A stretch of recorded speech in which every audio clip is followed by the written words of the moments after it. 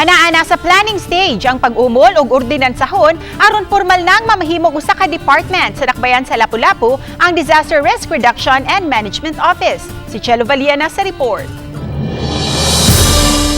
Nasagmuyo sina Jill Banyasya, hepe sa Disaster Risk Reduction and Management Office sa dakbayan sa Lapu-Lapu, nga way mahimo ang iyang buhatan aron mahatagan og hazard pay ang mga personnel sa Disaster Office.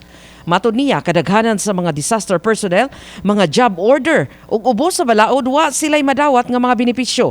Nang hinaot siya nga mahatagan ng katumanan sa Senado ug Kongreso ang pagpanday og balaod nga mag-umol sa Department of Disaster Resilience aron siguradong matagad ang panginahanglan sa mga disaster personnel. Giangko ni Banyasya nga nasagmuyo siya nga wa malakip sa gahin sa nasudong kagamhanan ang paghatag og hazard pay alang sa mga personnel sa Quick Response Team nga unta sila man ang nag-una pagkuha sa mga pasyente nga may COVID-19. Sa toa, job order. Apan, they're risking their lives. Dako kayong risko. Wa may gani sila uban insurance. No? Why security of tenure? Ang uban diha walay mga benefit.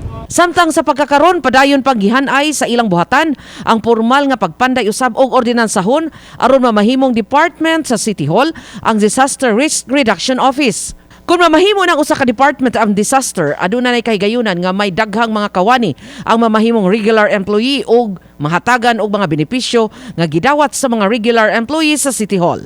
The salaries and benefits sa mga DRRMO personnel against sa disaster funds. No? Gidili na sa balaod. Uban ni Marlon Malgazo, Chelo Valiana, Balitang Bisdak.